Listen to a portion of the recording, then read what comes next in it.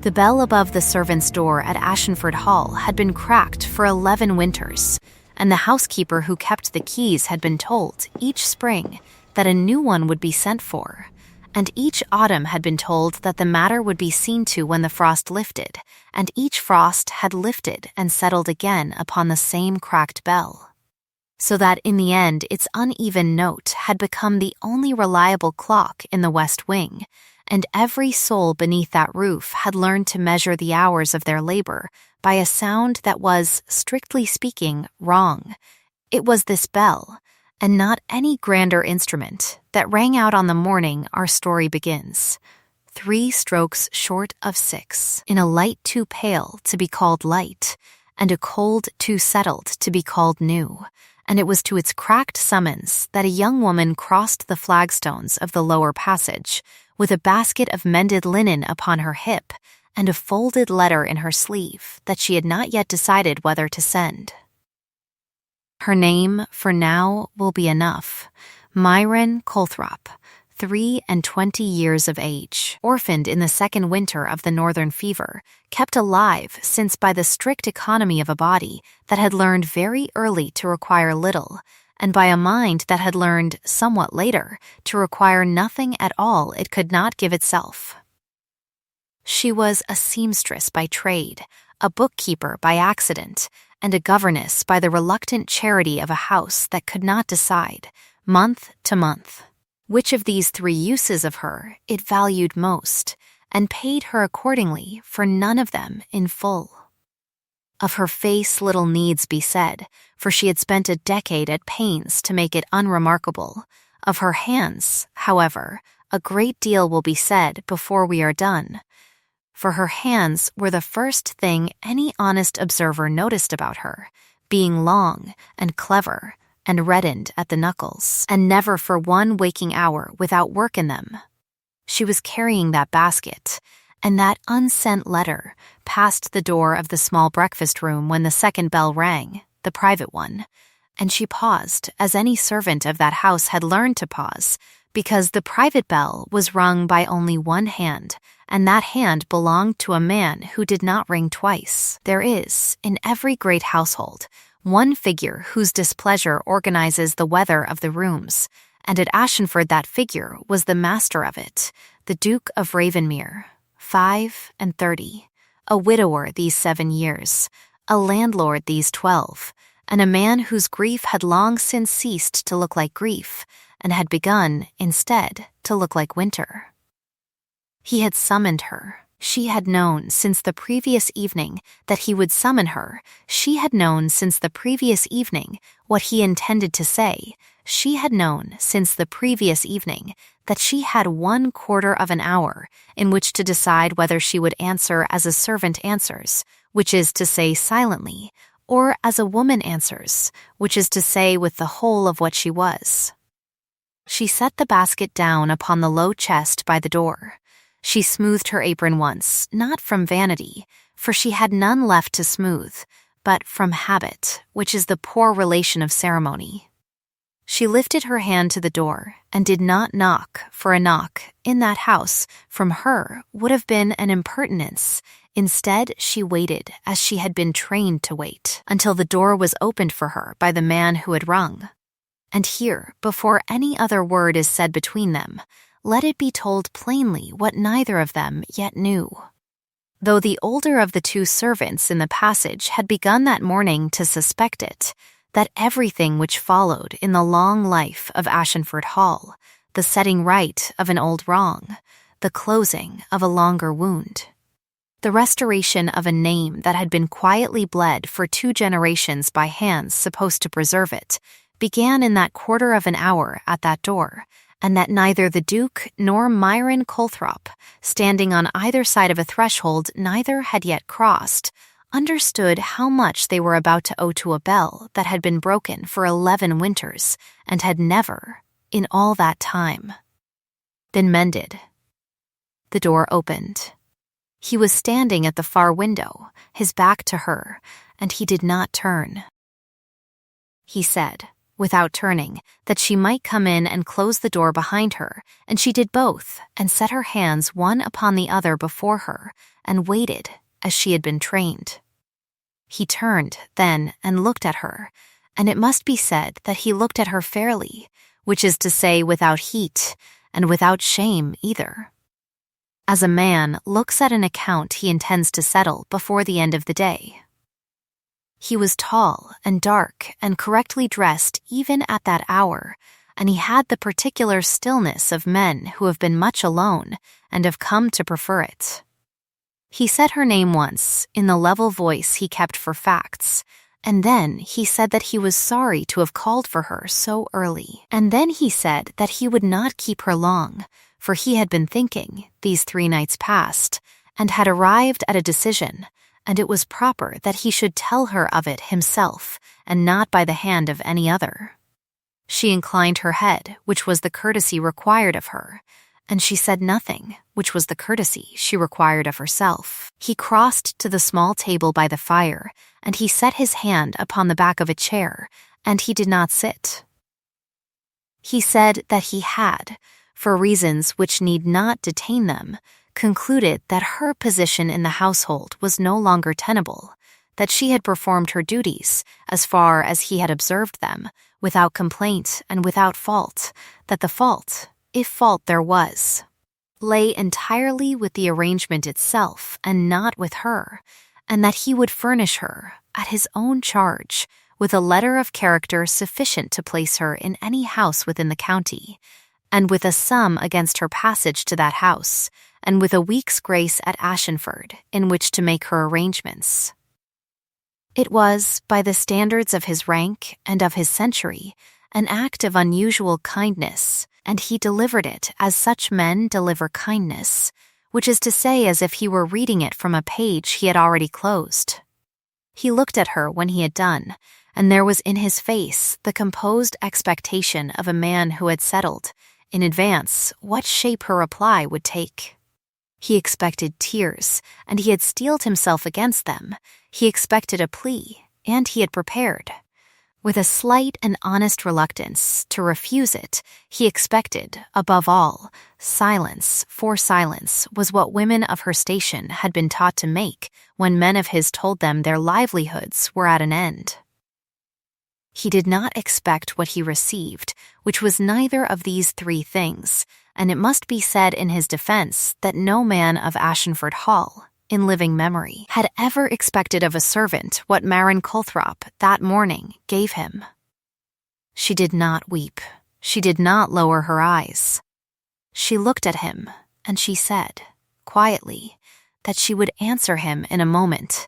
but that she would ask his leave first to be certain she had understood him, and he, being a fair man in the small things, if not always in the great, inclined his head and told her that she might. She repeated back to him, in her own words, exactly what he had told her, without ornament and without complaint, and asked whether she had it correctly, and he said, after a pause, that she had.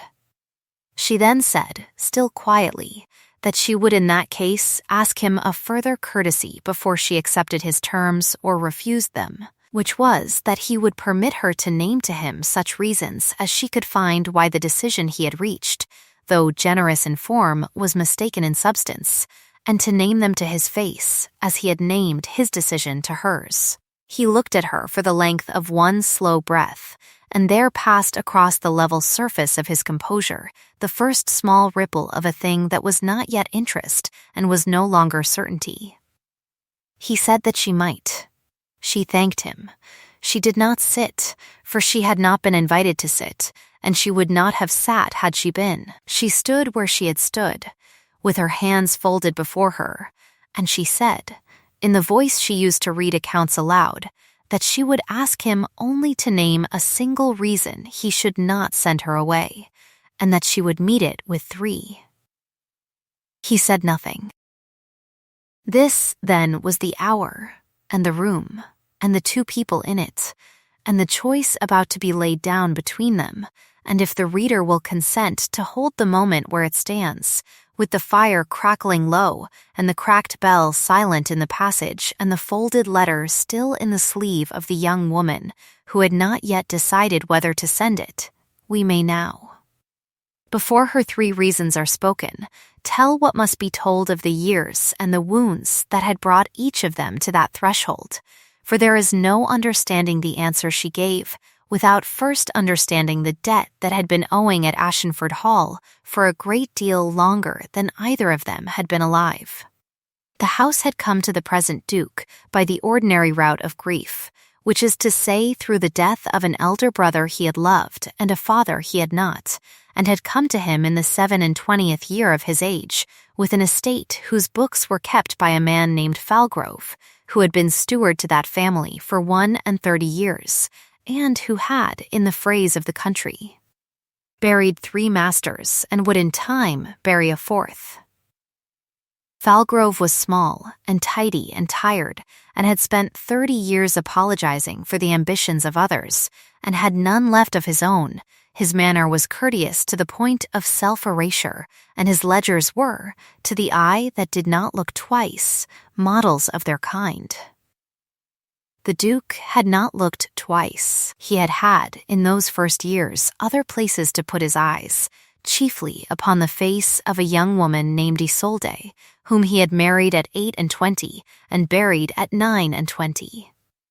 and upon the small grave beside hers into which their unnamed child had been laid the same week, and having placed his eyes upon those 2 stones, he had found, when he lifted them again, that the world had grown too bright to look at squarely, and he had, without ever quite deciding to, turned the greater part of his household over to Falgrove, and the greater part of his heart over to no one at all. It was into this house, 6 years after those 2 burials, that Myron Colthrop had come, engaged nominally as a seamstress to the Duke's aunt, the widowed Lady Ansera, who had installed herself at Ashenford in the 2nd year of her nephew's mourning, and had, with the blunt license of a woman who was too old to be argued with, undertaken to prevent him from becoming what she called, in her private letters, a monument to himself.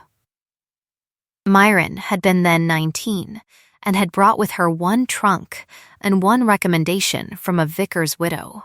and 1 habit of noticing things she had not been asked to notice, and this last was to prove, in time, the most consequential thing about her. She had within a season been asked to keep the small household books of the aunt's own apartments, for she had a hand for figures that Lady Ansera called, correctly, a gift, and she had within a year been asked to sit with the aunt's small great-niece an hour each morning to teach her the letters that her governess, being fashionable, had neglected to. And she had within 2 years become, in the quiet way such things become fact at country houses, the person to whom the servants brought a torn linen, and the housekeeper brought a disputed account, and the child brought a scraped knee, and Lady Ansera brought her private worries about her nephew, which the aunt had begun, of late, to speak of in Myron's presence, as if Myron were not there, and then, gradually, as if Myron were the only person there worth speaking to. Of the Duke himself, in those 4 years, Myron had exchanged perhaps 100 sentences, all of them proper, and all of them brief, and none of them, so far as she could recall, ever addressed to her by her name. He had passed her in corridors and inclined his head, he had asked her once, at his aunt's summer table, whether the child was learning her Latin, and had listened to her reply with grave and distant courtesy, and had not spoken to her again for a year. He had, in short, treated her as such men treat such women, which is to say, as one treats a piece of furniture one is glad to have and has no occasion to notice. And yet she had noticed him. She had noticed, in the first place, that he was not a cold man, but a frozen one, which is a different thing entirely, and that the difference lay in the small betrayals of manner by which the frozen give themselves away, the pause before he spoke of his brother, the way his hand rested on the head of an old dog as if the dog were the one thing in the room that had not been taken from him. The way he never sat in the chair his wife had used and had never, in 7 years, ordered it removed. She had noticed, in the second place, that he was a fair man in his accounts with those beneath him, that he paid the wages of the outdoor men on the day and not the day after, that he mended, from his own purse, the roof of a widow in the lower village whose husband had died in his service, that he did these things without announcement and would have been offended to be thanked. And she had noticed, in the third place, and this was the noticing that had, 3 nights past, driven her to sit up at her small table with a candle and a folded letter, that she had not yet decided whether to send, that the books of Ashenford Hall were not what they were said to be. She had come upon the fact by the merest accident, as such facts are always come upon, which is to say by being handed, in the ordinary course of her work for Lady Ansara, a bundle of receipts from the home farm, and asked to reconcile them against a page of the steward's summary, and she had reconciled them twice, and had found them to disagree. Not by the small trifling sums by which honest ledgers disagree with themselves, but by a figure that had made her set the pen down and sit for a full minute without moving. She had thought, at first, that she had erred. She had, in her methodical way, gone back through 6 months of the aunt's papers, and had found, in each of those 6 months, the same small discrepancy. Always to the disadvantage of the estate, always in a form that would have escaped any eye that did not add the same 2 columns in 2 different rooms. She had thought, next, that some clerk had blundered. She had gone, without saying why, to the housekeeper, and had asked, in the course of an ordinary conversation about candles, whether the steward himself kept the receipts, or whether they passed through another hand, and had been told, with the housekeeper's usual thoroughness, that Mr. Falgrove kept every scrap himself, and had done so for 31 years, and would allow no other hand near them, and that this had always been counted, in the servants' hall, as the mark of a man devoted to his master's interests. She had gone back to her small table, and had sat, and had reckoned, and had understood, without wishing to, that a devoted man does not need to keep every scrap himself, unless there is a reason no other eye should see them. It was then, 3 nights past, that she had begun the letter, which was to be sent, if she sent it at all, to the Duke, and which laid out, in her clear plain hand, the columns and the totals and the plain arithmetic conclusion of what she had found, and it was then, 2 nights past, that Falgrove himself had come to her door, in a manner so courteous that only a person who had been noticing him for 4 years would have felt the coldness beneath it, and had asked her whether it was true, as he had heard, that she was to leave the household. And it was then,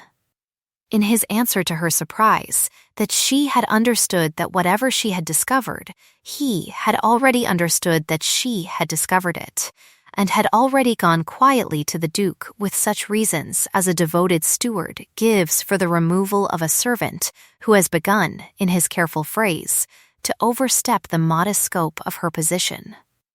And it was then, 1 night past, that Myron Colthrop had sat with the folded letter in her hand, and had chosen, though the choosing had cost her the whole of 1 night's sleep, that she would not send it, but would carry it upon her person into whatever interview was to come, and would speak from it if she was permitted to speak, and would burn it if she was not. And it was with that letter in her sleeve that she now stood before the Duke of Ravenmere in the small breakfast room, and had asked him to name 1 reason he should not send her away, and had promised him 3 in reply. He said, at length, that the reason was plain enough. He said that a serious representation had been made to him,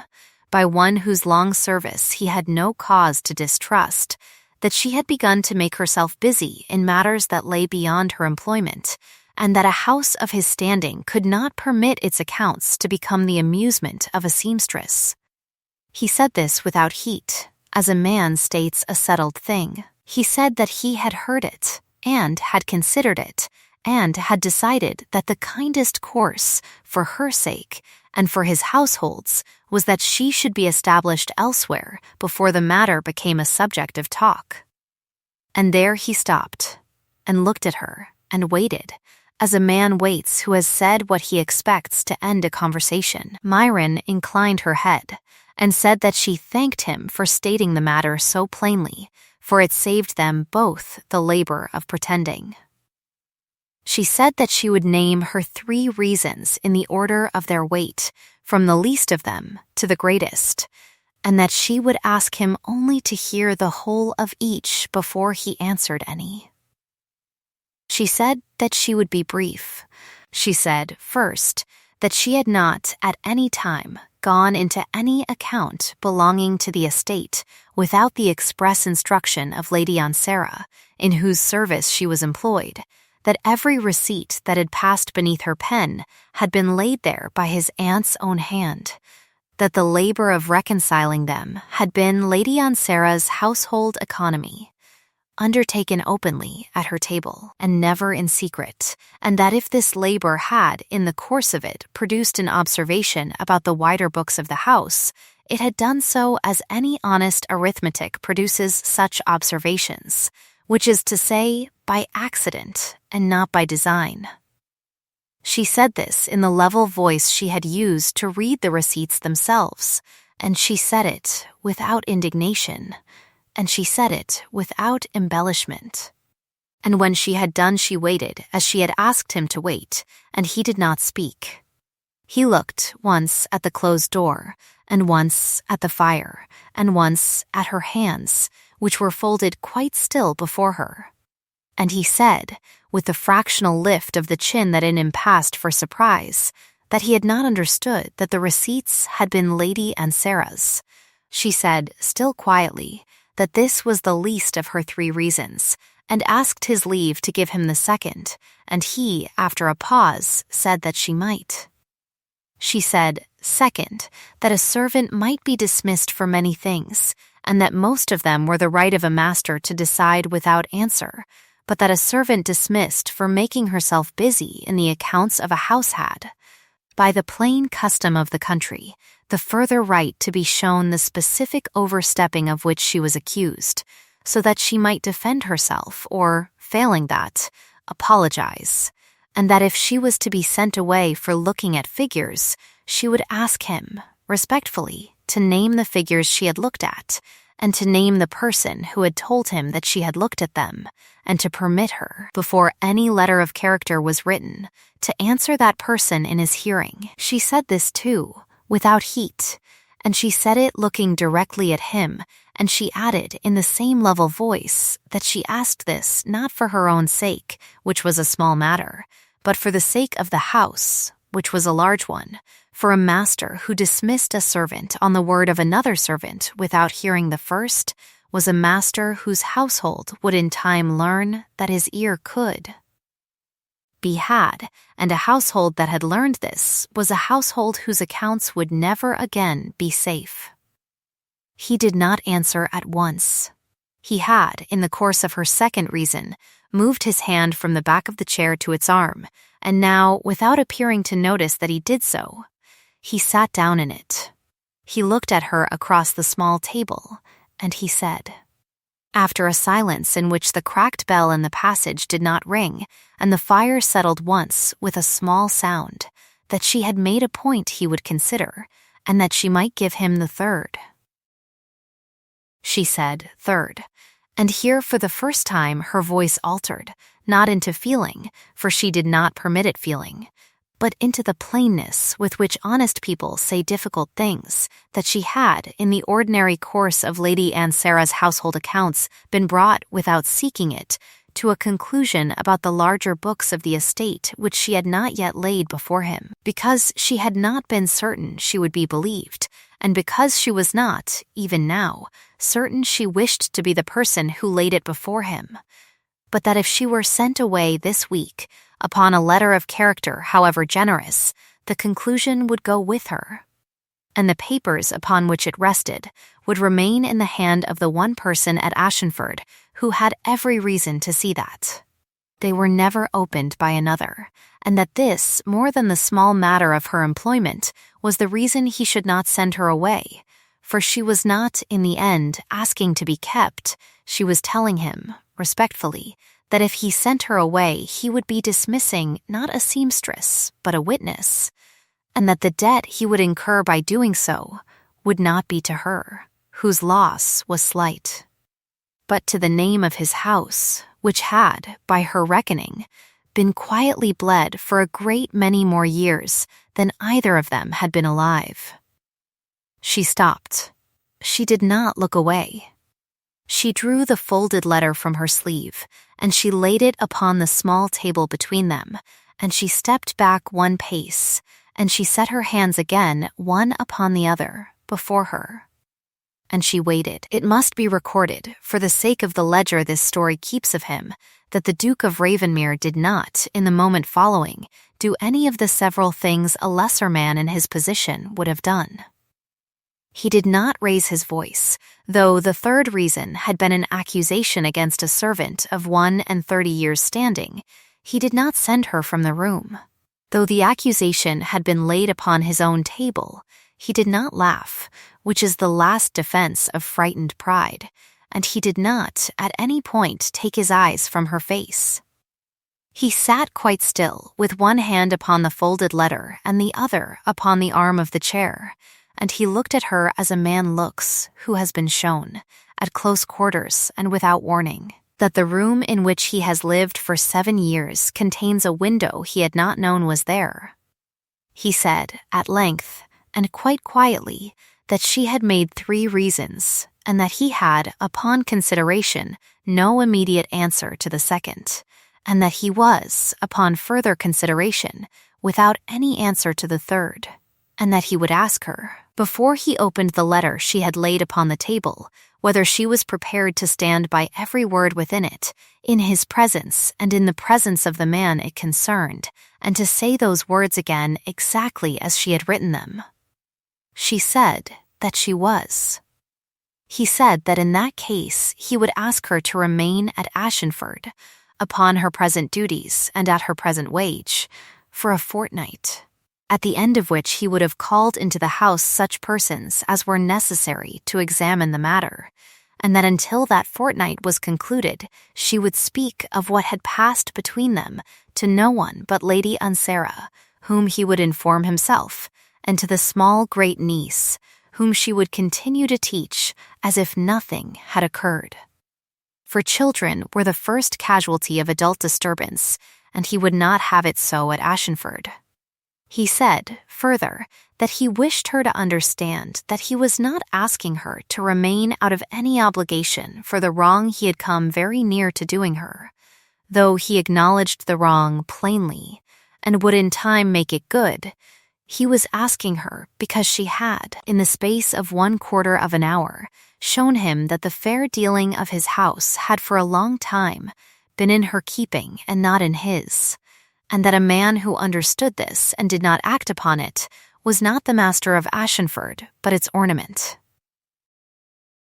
He rose then and inclined his head to her, and it was the first time in 4 years that he had inclined his head to Myron Colthrop, as he would have inclined it to a woman of his own rank, and she, understanding this, returned the courtesy exactly, neither more nor less, and turned, and took up her basket from the low chest by the door, and went out, and the folded letter remained upon the table between them, unopened, for he had decided, without saying so, that he would not read it until she was present to answer for every word,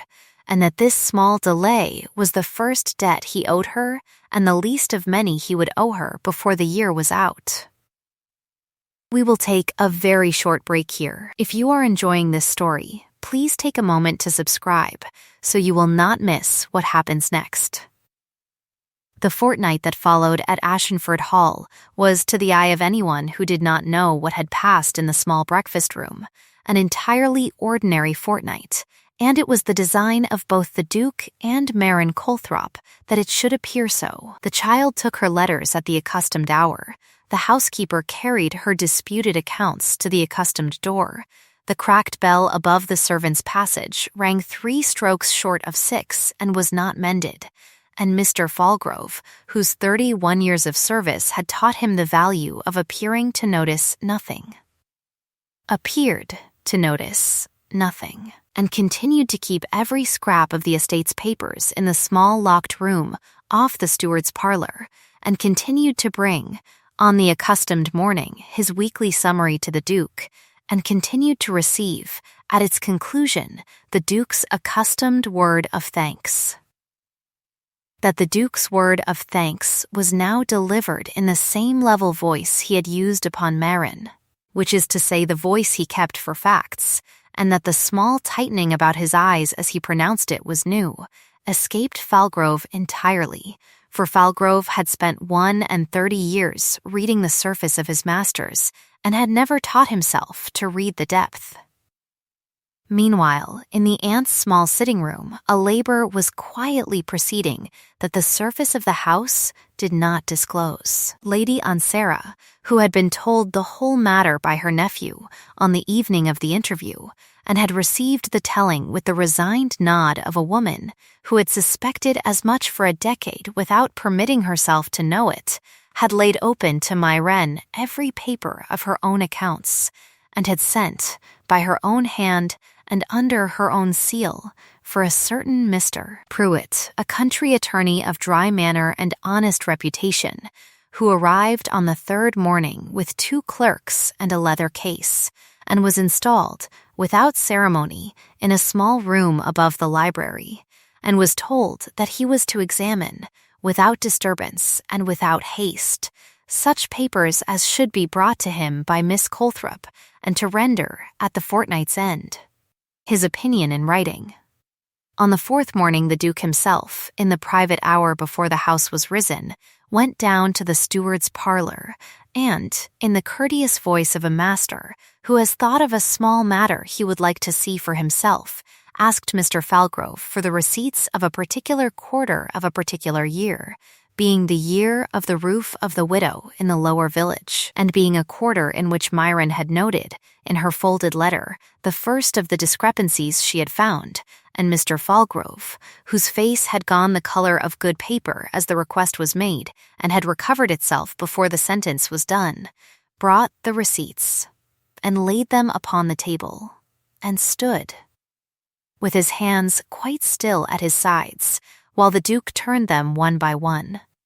and asked, in the same courteous voice, 1 or 2 small questions about them, and thanked him, and left. Falgrove did not, that evening, sleep. He did, that evening, write a letter to a person in the town whose name it will presently be necessary to speak, but this letter, unlike Myran's, was sent, and was to prove, in the accounting of these 14 days, the small, careful error by which a man of 31 years' devotion revealed himself to have been, throughout, a man of 31 years' careful fear. It must here be said, for the sake of the audit this story is keeping, what neither the Duke nor Myron yet knew, though Mr. Pruitt would in due course lay it before them in 3 pages of dry declarative sentences that Mr. Falgrove had, some 22 years before, in the time of the present Duke's father, incurred a private debt in the town of a size he could not honestly repay upon his wage, and had, being small and tidy and frightened, resolved to repay it dishonestly and by small degrees. From the accounts of the house that trusted him, and that having repaid it, in the 7th year of his stealing, he had discovered, as such men discover, that the machinery of small dishonesty is a habit not easily unlearned,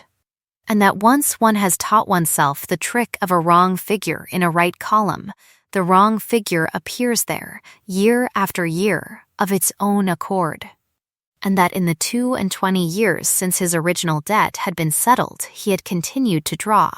in sums small enough to escape any casual eye, a steady, quiet income from the estate, and had invested the greater part of it, not in luxury, which would have betrayed him, but in the person of a nephew, whom he had raised in the town and set up in a modest business, and who was now. At 9 and 20, a respectable tradesman, and who had never in his life been told the truth of where his beginnings had come from. It was to this nephew that Falgrove now wrote, on the fourth night, a letter of 6 lines, asking him, in words that would have meant nothing to any other reader, to come at once. And the nephew, whose name was Edmund Falgrove, and who was an honest young man raised in ignorance of a dishonest legacy, read the 6 lines with the alarm of a person who has never before received such a letter from an uncle who had raised him, and set out for Ashenford the following morning.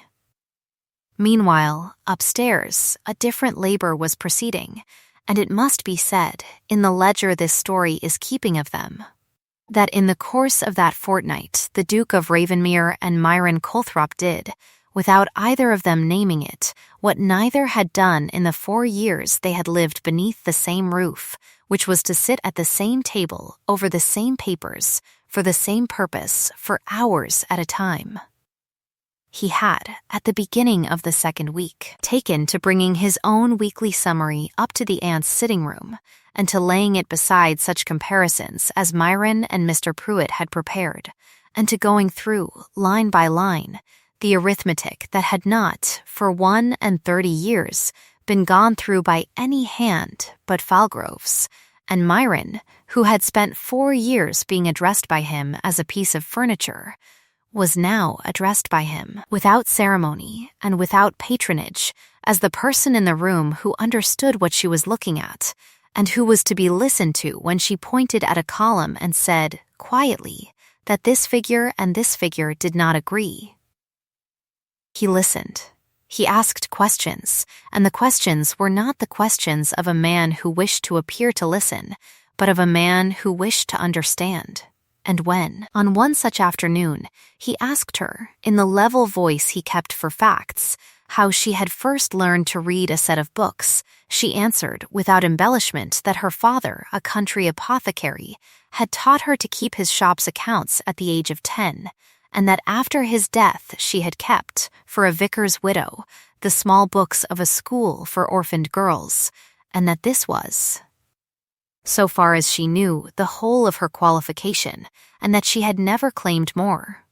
He said, after a moment, that it was a considerable qualification, and that he had been remiss not to have inquired after it in 4 years.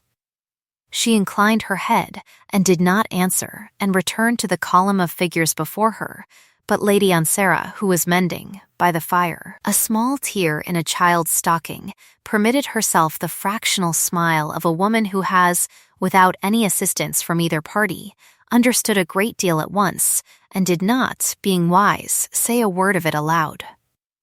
It was in that 2nd week, too, that Myron came, one evening after supper, upon the Duke in the library, standing before the portrait of his brother, which hung above the small writing desk that had been his brother's, and which he had, for 7 years, been unable either to move or to look at directly.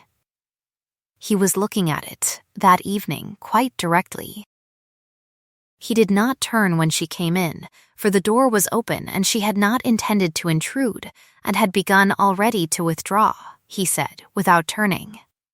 and with the particular quietness of a man who had not spoken of such a thing aloud in 7 years, that his brother had trusted Mr. Falgrove entirely, and that when the estate had come to him he had considered it the last remaining office of his brother's care, that he should trust him also, and had done so, and had, in doing so, permitted a wrong to continue for 7 years, that his brother would have found out in 1,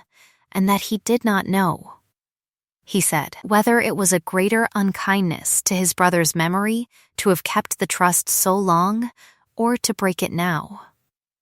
Marin stood in the doorway with the folded shawl she had come to fetch pressed against her, and she said, after a moment, and quite gently, that in her experience of accounts, and in her lesser experience of grief, the honest continuance of a wrong was not a kindness to anyone, and least of all to those who could no longer defend themselves against being made complicit in it. He was quiet for a moment.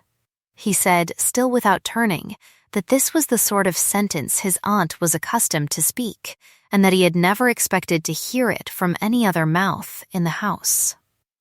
She said, quietly, that Lady Ansara had been a great teacher to her. He said that it was, perhaps, the aunt who had been fortunate in the pupil. He turned, then, and looked at her across the length of the library, and it was the first time in 4 years that he had looked at her without the small courteous distance of a master looking at a servant, and it was the first time in 7 years that he had looked at any woman not of his own family, with the plain fair attention of a man who was, for that moment at least, awake.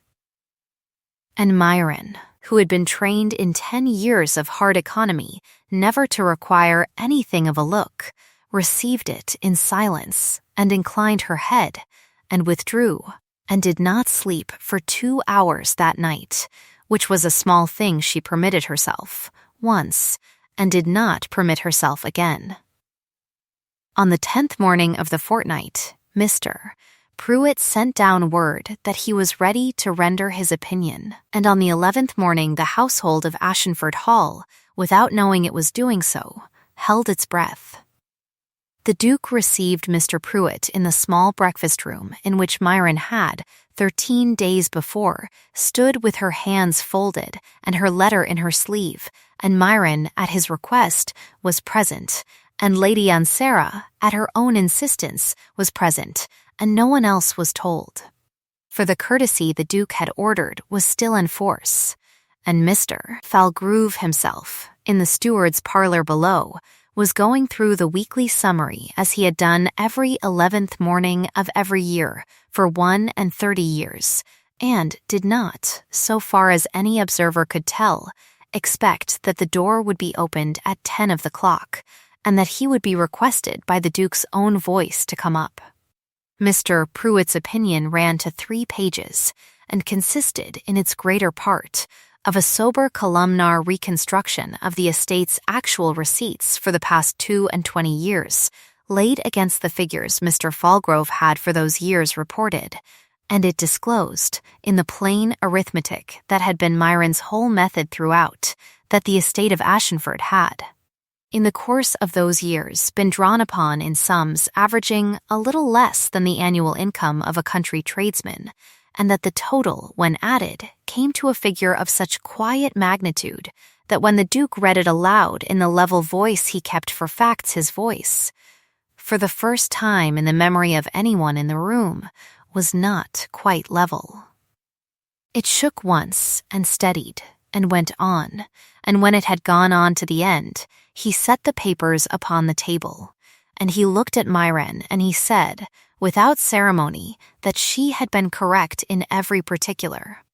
and that he owed her, before witnesses, an apology for having considered, however briefly, the removal of the one person at Ashenford who had, in his 4 years of neglect, been keeping his house honest for him. She said, quietly, that no apology was owing, for he had reversed the decision before the wrong had been done, and Lady Ansara, without looking up from her mending, remarked that this was the difference between a gentleman and a man who merely had the manners of one, and that she was pleased, at her age, still to be surprised by the distinction. Then the bell was rung, the private one, and Mr. Falgrove was sent for. He came up, small and tidy and tired, as he had come up every 11th morning of every year for 31 years, and he brought with him his neat leather folder, and he set it upon the accustomed table, and he inclined his head, and he waited as he had been trained. He saw then that Mr. Pruitt was present, and that Miss Colthrop was present, and that Lady Ansara was present, and that his own weekly folder had been set beside a much thicker folder in a hand he did not know, and it must be said, in the ledger this story is keeping of him, that in the moment he understood what he was seeing his face did not alter, for he had spent 31 years teaching it not to, and that this small unaltering was, at that moment, the loneliest thing in the house. The Duke did not raise his voice. He spoke, throughout the interview that followed, in exactly the courteous voice he had used to ask, on the fourth morning, for the receipts of a particular quarter, and it was in that voice that he laid before Mr. Falgrove, one by one, the pages of Mr. Pruitt's opinion, and asked him, page by page, whether he had any observation to make. Mr. Falgrove, at the first page, said nothing.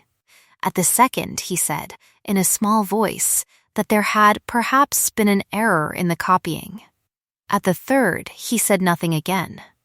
At the fourth, he sat down, without asking leave, in the chair by the fire, and put his hand over his eyes for a moment, and drew it away, and said, in a voice so quiet that the fire was, for that instant, louder than he was, that he had begun, 22 years ago, with a debt in the town, and that he had meant, at the beginning, only to repay it, and that he had, God forgive him, gone on. He did not ask forgiveness. He did not weep. He looked at the fire, and he said, without lifting his eyes, that he was ready to be sent to whatever consequence the Duke would determine, and that he asked one thing only, which was that his nephew, who was even now on the road from the town, might be told nothing of the matter. For the young man had been raised in ignorance and was innocent, and would not, he said with the smallest steadying of his voice, survive the knowledge that the small business by which he lived had been founded upon a stolen shilling. There was, then, a silence of some length in the room.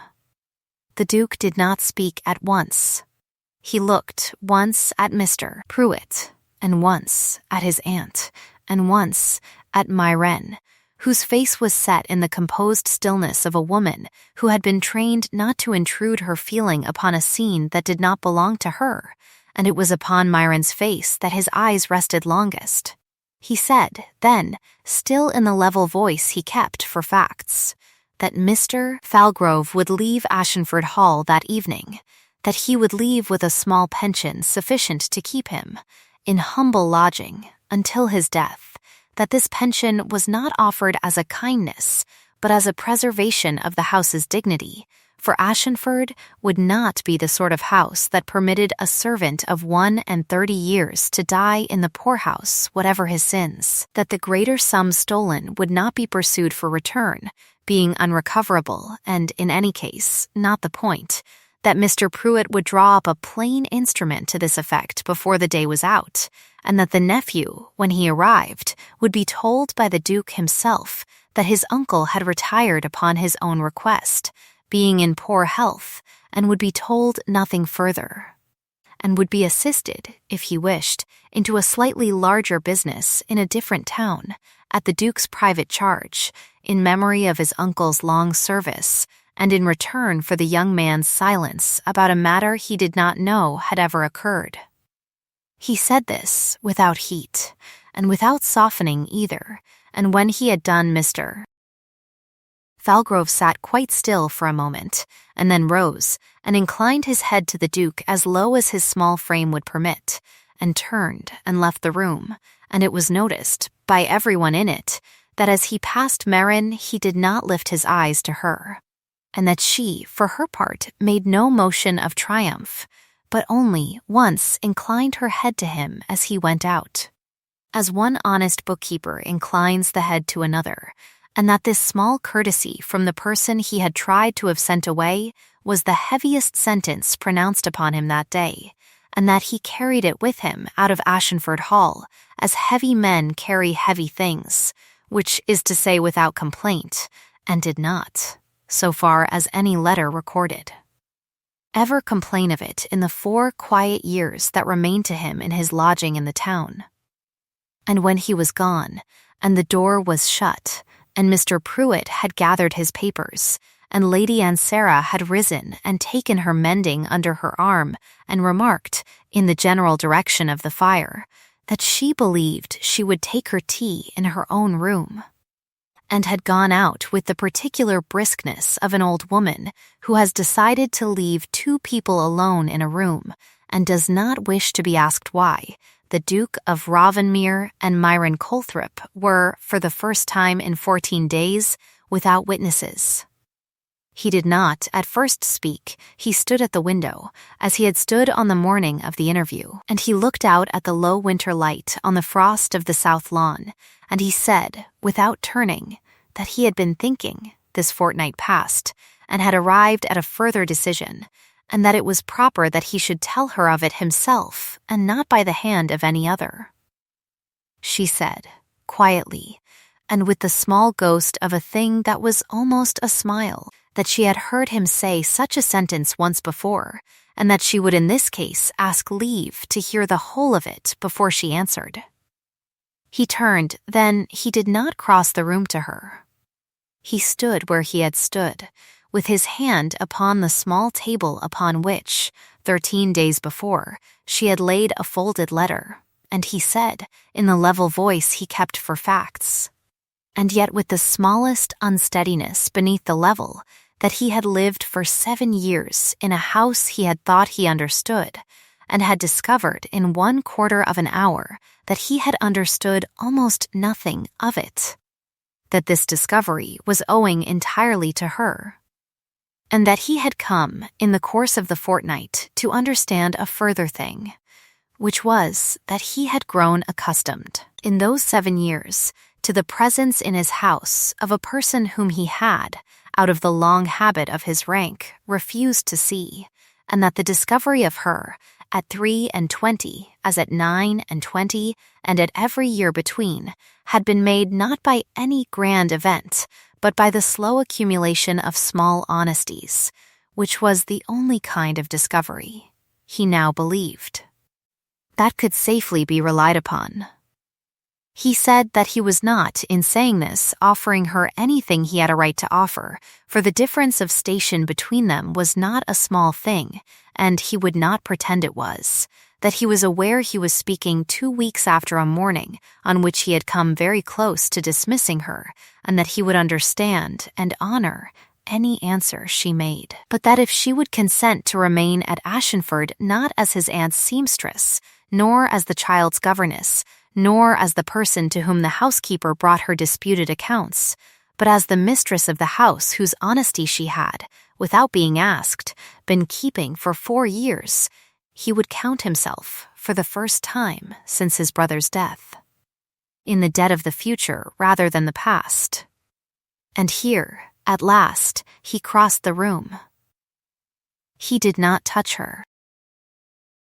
He stopped at a courteous distance, and he said, in a voice quieter than any he had used in 14 days, that he had not, in 7 years, called any woman by any name that meant anything at all, and that he would ask her leave, before she answered, to call her by hers, once, aloud, which he had not yet done in 4 years, and which he understood. Now, to have been the plainest measure of how far he had fallen short of the master he had inherited a house to be, and she, whose hands had begun for the first time in the whole of that fortnight to tremble the small trembling she had not permitted them, folded them again one upon the other, and inclined her head, and said, quietly, that he might. He said her name then, as it had never been said in that house, which is to say as a person, and not as a piece of furniture, and she, who had rehearsed no answer, for she had believed no such question would ever be asked her in this life, said only, in the level voice she had learned from him and had taught back to him in 14 days, that she would remain. And that was the whole of what was said between them that evening, for they were both, in their different ways, people who understood that the important things do not require to be said twice. Of the wedding, which took place 4 months later in the small chapel at the edge of the estate, little needs be recorded, for it was, at the express wish of both parties, small. The child stood beside Myron and held her posy with the ferocious dignity of a girl of 9 who has understood her office, Lady Ansara, who had, in the intervening months, become brisker rather than gentler, remarked audibly at the vestry door that it was about time, and that if she had been obliged to arrange a 3rd such match at her age, she would have declined the office and gone abroad. And Mr. Pruitt, who had been invited out of gratitude, and who did not, as a rule, attend weddings, attended this one, and drank 1 glass of the house's wine, and remarked to no one in particular that it was a satisfactory instrument. Of the years that followed at Ashenford Hall, an accounting is owing, and this story keeps its ledgers honestly. The estate, under the joint management of the Duke and his wife and the careful eye of Mr. Pruitt, recovered its books within 3 years, and its full income within 7. The roof of the widow in the lower village was mended in perpetuity by a small endowment set aside in the name of the Duke's brother, at Myron's suggestion, so that the debt of the house to those it had employed should be paid forward, and not merely paid. The cracked bell above the servants' passage was, in the 2nd year, at last replaced, and the housekeeper, upon hearing the new one, was heard to remark that she would miss the old one, and was heard 6 months later to remark that she had grown fond of the new one. And this is the way, the narrator observes, in which all honest households come to love the things that have been mended for them.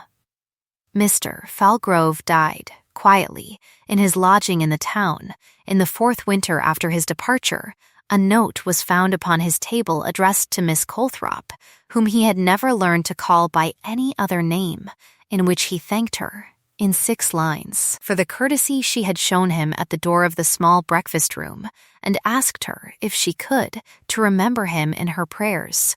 and did not ask forgiveness, which he did not believe himself entitled to ask. And Myron, who read the letter once and folded it and put it in the drawer with the other letter she had once, 4 years before, not sent, did remember him in her prayers, and did not tell her husband she had done so, for some debts are private and are best kept so.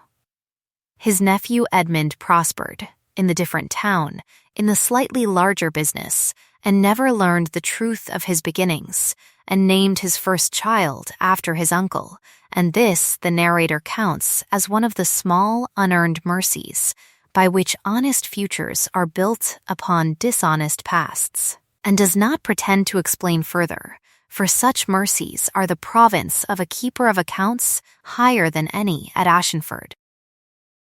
Lady Ansara lived, in defiance of her own predictions, another 11 years, in which she made herself briskly at home in the nursery of 2 children, and taught them both, before she died, that a well-kept ledger is the beginning of a well-kept conscience, and that a woman who understands the 2nd column will not be dismissed for looking at the first. And she died, on a spring afternoon, in her own chair, by her own fire, with her mending in her lap, and her great-niece's hand in her own, and was buried, at her own written request, without ceremony, beside the small stones of the Duke's first wife and the Duke's first child, whose graves she had, without ever being asked to, kept in flowers for 7 years. It must be said, in the ledger this story is keeping, that the Duke's first wife and his first child were never spoken of. In the years that followed, as if they had not existed, the small chair in which Isolde had sat was not, at Myron's own quiet insistence, moved. Her portrait was not taken down, and once a year, on the day of her death, the Duke went alone to the small stones, and stood there for an hour, and came back, and Myron did not ask him where he had been, and he did not tell her, and this silence between them, which was not a coldness, was the plainest measure of the fact that the woman he had brought into his house had understood from the beginning that a happiness which required the erasure of a grief was not a happiness worth having, and that some doors, in every honest life, are shut on this side and cannot be opened by any hand, and are not the less holy for that. There were, in time, 2 children of the 2nd marriage, a boy who inherited his father's steadiness and his mother's arithmetic, and a girl who was named for Lady Ansara, and who fought with her nurse over the letters of the alphabet, and won, and it became. In the small domestic ritual by which every mended house measures its cure, the practice of Myron, each morning 3 strokes short of 6, to come into the small breakfast room where her husband was already at his papers, and to lay her hand for one moment upon the back of the chair by the fire in which he had, on the morning of the interview, at last sat down, and he, without looking up, would place his own hand over hers, and neither of them would speak, and the new bell would ring in the passage, and the day of Ashenford Hall would begin. The folded letter she had laid upon the table between them on that first morning was, at her request and with his agreement, kept in the small locked drawer of the writing desk that had been his brother's, unopened. For a letter that has done its work, she had said, is better preserved than read, and there it remained for the whole of both their lives, as the master symbol of what had been settled in that quarter of an hour, and was not, in the end, either enshrined or destroyed,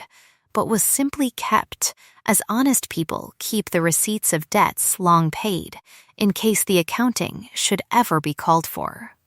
Of the moral of this history the narrator will hazard, as narrators must, one plain sentence, and no more, that a person who is offered the choice between weeping and speaking should, if she has done no wrong, choose to speak, and should choose it in the level voice she uses to read accounts aloud. For a house that will not listen to tears will sometimes, being shamed, listen to arithmetic, and that the master who sits down again in the chair he had risen to dismiss her from is worth, in the end, more than the master who had never risen from it at all. She was told, once, in her old age, by a younger woman who had come to her for advice upon a difficulty of her own, that it must have been a very brave thing to have named 3 reasons to a duke, and Myron, who was by then white-haired and very small in her chair, and still kept her hands folded one upon the other before her, said only, in the level voice she had never lost, that it had not been brave, but honest, and that the two were often mistaken for each other by those who had never had occasion to practice either. She said the man to whom she had spoken them had, in the end, given her more than the room she had asked to keep in it, and that the reason he had done so was not that her 3 reasons had been clever, for they had not been clever, but only true, and that a true reason, spoken plainly to a fair man, is a small key that will in time open a door that 100 clever ones will not. And that, she said, was the whole of what she had to teach, and she folded her hands the fraction tighter upon each other, and looked at the fire, which was warm, and at the new bell which was, by then, itself no longer new. And she said no more. Thank you for listening to this story all the way to the end. Tell us in the comments which city you are watching from, and what this story made you feel. And do not forget to subscribe so you will not miss the next story.